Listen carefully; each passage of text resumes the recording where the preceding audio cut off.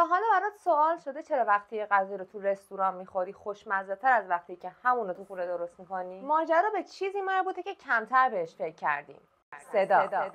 علمی به اسم گاستروفیزیک نشون داده که صداهایی که میشنوی میتونه مزه غذا رو عوض کنه. در دانشگاه آکسفورد پروفسور اسپنس یه آزمایش طراحی کرد که توش افراد همزمان شکلات میخوردن و یه موسیقی گوش میدادن و در آخر کشف کرد هرچی موسیقی زیرتر باشه شکلات شیرینتر و هرچی صدا بمتر باشه شکلات تلختر به نظر میرسه. مغز اطلاعات شنوایی، بویایی، بصری و لامسه رو ترکیب میکنه تا یه طعم نهایی بسازه.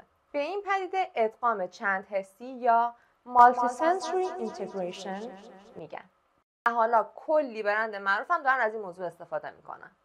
مثلا تو رستوران The Fat Duck تو انگلیس یه غذا هست به اسم صدای دریا که با هدفون و صدای موج سرو میشه. مشتری‌ها میگن طعم غذای دریاییش واقعی‌تر و خوشمزه‌تره.